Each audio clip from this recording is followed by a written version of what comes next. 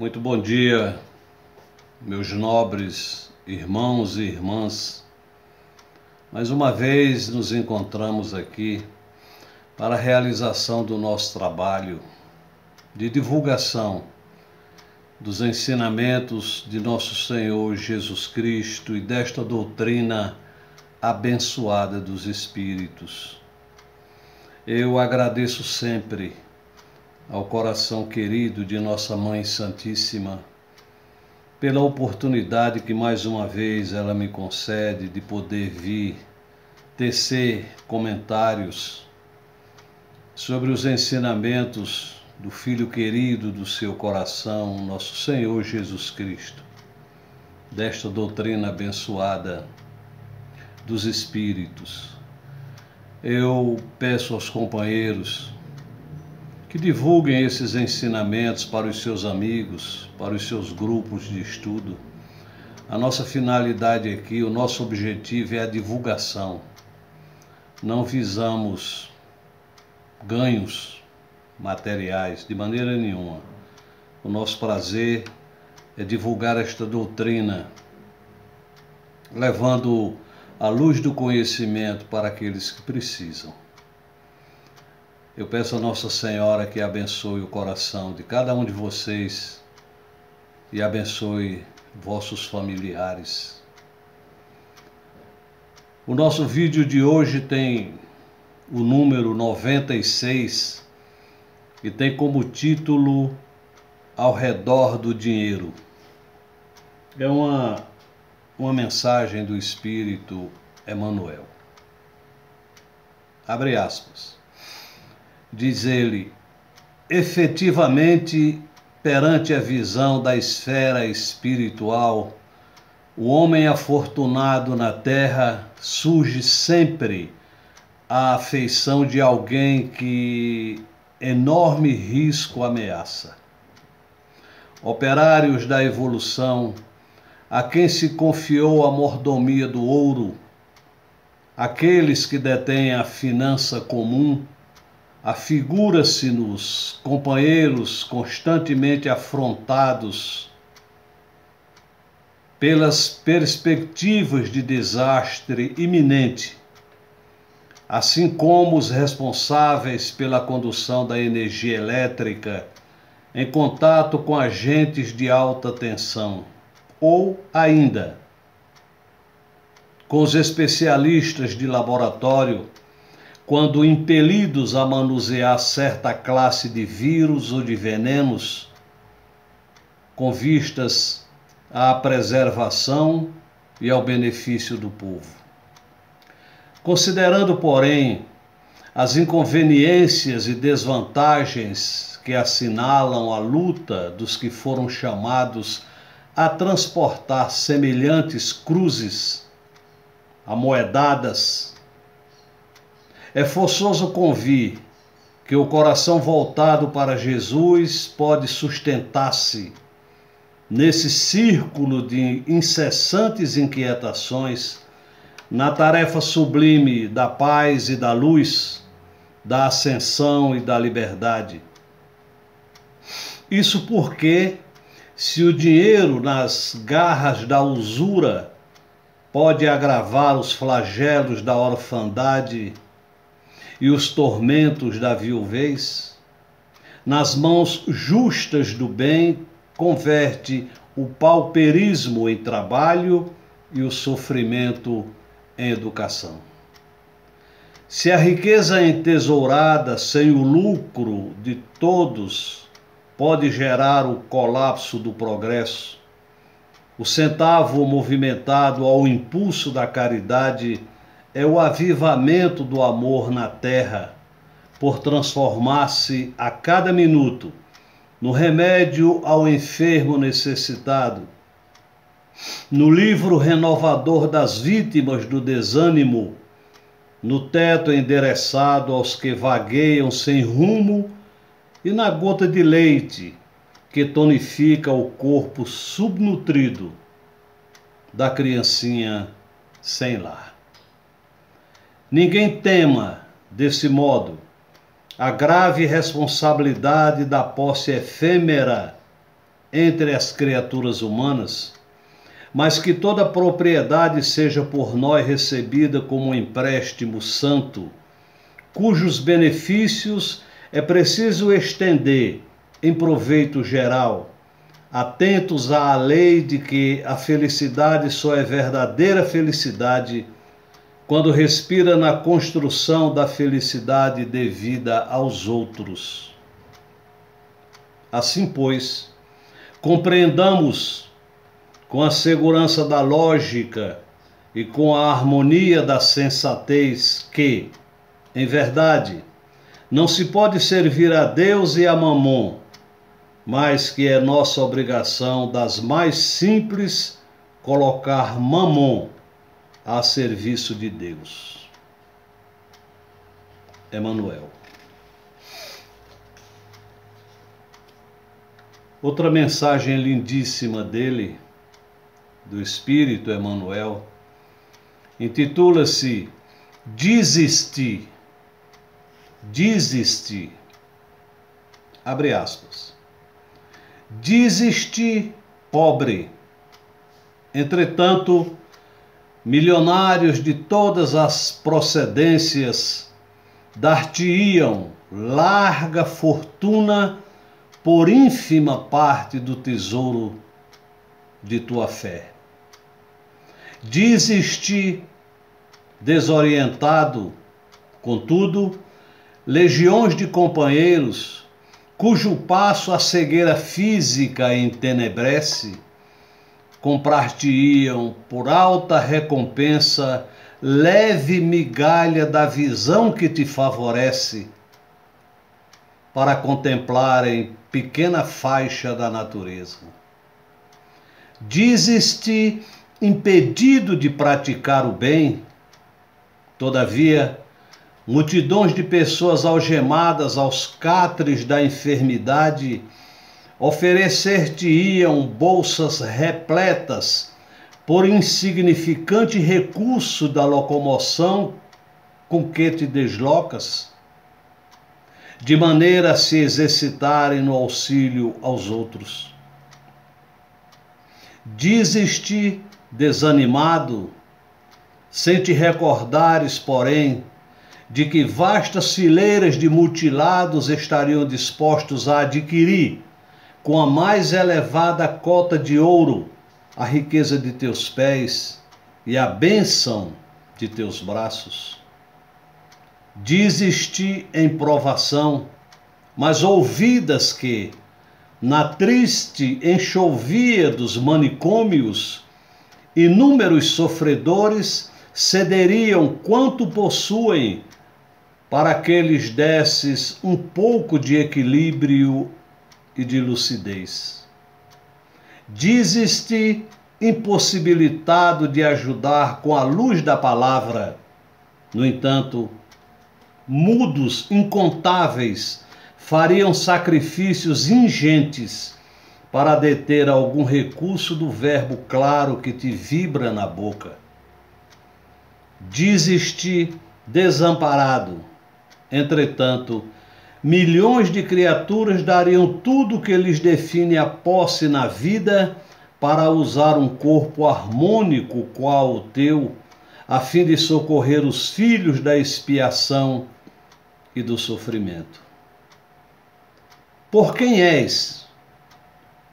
Não lavres certidão de incapacidade contra ti mesmo.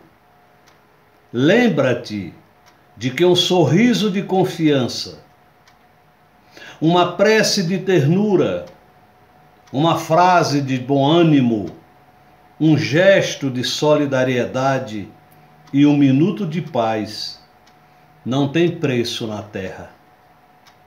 Antes de censurar o irmão que traz consigo a prova esfogueante das grandes propriedades, sai de ti mesmo e auxilia o próximo que, muita vez, espera simplesmente uma palavra de entendimento e de reconforto para transferir-se da treva à luz. E então, Perceberás que a beneficência é o cofre que devolve patrimônios temporariamente guardados à distância das necessidades alheias, e que a caridade, lítima e pura, é sempre amor vivo, a fluir, incessante do amor de Deus. Emmanuel. E a nobre Amélia Rodrigues, psicografia de Divaldo Pereira Franco, na revista Reformador, da FEB, 1975, Rio de Janeiro, nos traz a Igreja da Verdade. Diz ela: àquele momento já não há razões para dúvidas ou incertezas. A natureza fez-se esplêndida pauta musical, onde se gravam as notas sublimes do seu messianato. Cada palavra é um acorde feito de luz, todo gesto um alegríssimo de paz. As onomatopeias da paisagem sucedem-se e logo se misturam às profundezas, às profundas mensagens do seu amor. Os amigos já ouviram desatar homens das amarras que inibem, imobilizam ou dificultam acesso à luta, ao bem operante. Ao contato da sua presença ímpar, modificam-se as situações, alteram-se os contornos dos problemas, diminuem os complicados óbices quando colocados à frente. Ninguém o perturba ou confunde. Uma expressão do seu olhar, um movimento da sua face, e os astuciosos se revelam, rendidos. Qualquer ardil faz-se de fácil transposição. As ciladas não o alcançam. A sua sombra, em caindo sobre alguém enfermo, restitui-lhe a saúde, e através das suas roupas se distendem às mercês. Não o contraditam, nem o atemorizam. Suave, dulcifica a alma, ameniza a aspereza dos fatores externos violentos e acalma os tumultos interiores persistentes. Vigoroso, invectiva contra o erro, arrosta as consequências das atitudes, verbera contra o crime e a simonia diante dos acumpliciados com a usurpação e a hedionda hipocrisia. São aqueles os dias da esperança, das festas da alma. Refertam-se os espíritos humildes com as fortunas do bem. Os amigos já o conhecem, pelo menos dispõem de todos os dados para o identificarem. Eram, porém, homens algo confusos, subitamente arrancados das pequenezas materiais para as excelsitudes do espírito, içados de súbito das covas sombrias e sem perspectivas para os altiplanos de perene claridade, sentiam-se aturdidos, amavam a luz e temiam-na. Comiam o pão da verdade, mas não o digeriam. Sorviam a linfa do conforto libertador e não se contentavam, fugindo para as torpes querelas, as mesquinhas disputas, os debates infantis. O tempo, todavia, fortalecia-os a pouco e pouco, para os cometimentos, e aqueles temores infundados se transformavam em força invencível, em estoicismos arrebatadores de fé. Possuindo todas as seguras informações, careciam da revelação que ele deveria dispensar-lhes. Começariam as dores, as antífonas da amargura e os prólogos da ventura superior. A manhã esplendente de sol é moldura para a intervenção do alto, e o ar balsâmico do dia, o hálito da vida em música de fundo. Quem dizem os homens ser o Filho do Homem? Inquire Jesus aos discípulos, num transporte sublime. Não mais haverá silêncios a partir daquela hora, abafando as vozes do amanhecer para a vida nova. Uns que tu és João Batista, outros Elias, outros Jeremias ou um dos profetas. Respondem os discípulos. É uma eloquência coral, harmônica, sincronizada.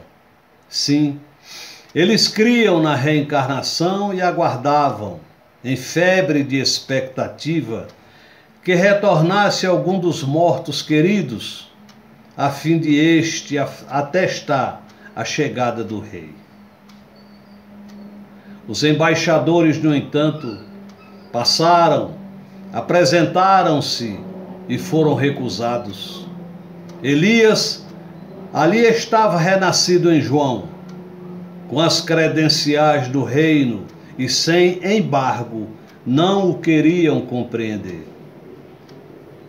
Fazia-se indispensável, portanto, desvelar-se-lhes de uma vez, a fim de que não mais se surpreendessem ante os sucessos futuros. E vós, quem dizeis que eu sou? Interrogou diretamente a Simão. A dúlcida voz embala a pergunta frontal, sem rebuços, não dá margem a opções nem a disfarces. És o Cristo, o Filho do Deus vivo. Desata o venerando amigo, penetrado pela luz da verdade. Há uma orquestração no ar e um súbito acalanto morrendo em pianíssimo para que ocorra um profundo staccato. Ali está o rei, diante deles, atônitos e deslumbrados. Bem-aventurado és, Simão Bar-Jonas, porque não foi a carne e o sangue quem te revelaram isso, mas meu Pai, que está nos céus, arremata Jesus. Soa um instante em que os segredos cedem lugar às notícias alviçareiras. Os mistérios desaparecem ante as claras enunciações.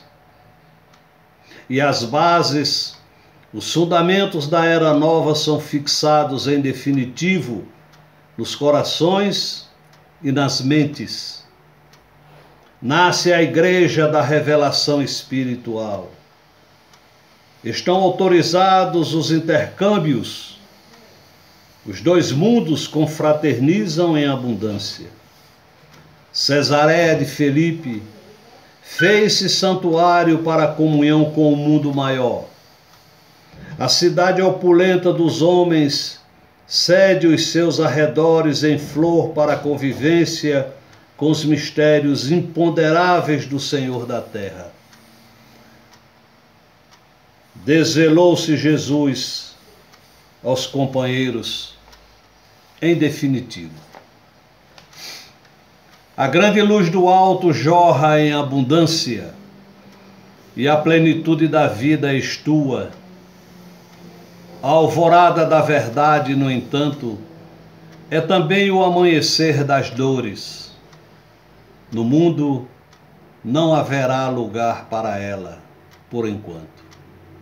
O duelo das ilusões, na disputa pelo palco da dominação das consciências, recebe a adesão das forças ignóbeis das trevas que pretende permanência.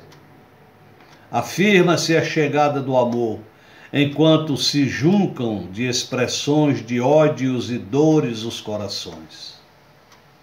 Jesus não esconde as aflições que desabarão sobre os pioneiros da renovação. Ele próprio não escapará à assanha das tenebrosas artimanhas dos homens pigmeus, que tentarão defrontar o homem filho de Deus. Numa antevisão dos padecimentos futuros, adverte aqueles espíritos em repentino crescimento e lhes informa sobre o pesado tributo de dor e abnegação que ele deve dar, a fim de romper os turvos compromissos da humanidade com a mentira e facilitar sua religação com Deus. Reporta-se às supremas doações que lhe serão exigidas, para as quais veio. Está decidido. Ninguém se surpreenda. Os amigos se aterrorizam e Pedro, receoso, em perfeita sintonia com as entidades irresponsáveis que teimam em sitiá-los e fazê-los recuar, chama o Senhor à parte e admoesta-o. A batalha é sutil e perigosa. Indispensável enfrentá-la com decisão, qualquer que seja o disfarces com que se insinue. Vendo o que ocorre além das zonas físicas que envolvem o discípulo atônito, Jesus profere a severa frase com que expulsa a insinuação e desarticula o programa de perturbações nefastas. Para trás de mim, Satanás, que me serves de escândalo, porque não compreendes as coisas que são de Deus, mas só as que são dos homens. Não se compadece a verdade em revelação à fantasia, nenhuma concessão se lhe faz. Ele veio para o momento culminante, que um dia chega para todos, e de que ninguém consegue eximir-se, testificar pelo exemplo o conteúdo da palavra. Eis a meta. A entidade satânica que urde na alma de Pedro a debilidade e apresenta a visão da vida conforme a tecedura da limitação humana vai rechaçada. A delicada mediunidade do apóstolo que recebeu a inspiração do céu há pouco, no instante de invigilância, sintoniza com a representação do mal de que se nutrem os espíritos empedernidos na perversidade. Pela ponte mediúnica transitam anjos e demônios, conforme a concepção mental e emocional do seu detentor. A cada momento, Pedro dá-se conta do equívoco, desperta e se eleva outra vez, inunda-se de esperanças e liberta-se. O mestre integérrimo, com os olhos postos na glória do sacrifício, exalta a dor por amor e culmina o ensino definindo permanente os rumos e as balizas do seu messianato. Se alguém quiser vir após mim, renuncie a si mesmo, tome sobre si a sua cruz e siga-me. Abrem-se de par em par as portas da imortalidade. E a igreja da revelação espiritual está construída nas almas. O Senhor dos Espíritos decifra um dos enigmas do mundo além das sombras, a inspiração, e projeta claridade nos abismos da sepultura ignorada. A vida supera a morte. O Espírito triunfa. É dia de perene amanhecer. O ar começa a pesar. Carreado pelo calor das horas, a sinfonia atinge os acordes últimos. O grande final se apaga em sons que se misturam às vozes da paisagem e jamais silenciarão. O concerto melódico invadirá os ouvidos do mundo e das gerações. Chega o sol vitorioso, a luz está no mundo. Fecha aspas. Graças a Deus. Vejam, meus irmãos, a beleza de uma mensagem dessa que só poderia ter partido de um espírito iluminado como o da autora espiritual. Nesse final, ela vem nos confirmar que nosso Senhor Jesus Cristo não veio salvar ninguém, ou pelo menos cada um de nós em particular, de maneira nenhuma, que a humanidade entenda isso. Nosso Senhor Jesus Cristo veio nos trazer um roteiro de luz. Siga esse caminho e você conquistará a sua felicidade, conquistará a sua salvação. Foi isso que ele veio fazer. Nos deu de presente o roteiro que deveremos seguir para que cada um conquiste a sua salvação, a sua felicidade. Eu agradeço, amigos queridos, pela vossa atenção, pela vossa paciência e peço a Nossa Senhora que vos abençoe, vos ilumine e divulguem esses ensinamentos para beneficiar outros irmãos. Não nos esqueçamos nunca, caros amigos, que nós somos luz, somos filhos da luz. E para essa mesma luz, nós haveremos de retornar um dia. Sejam felizes e muito obrigado pela vossa atenção. Graças a Deus.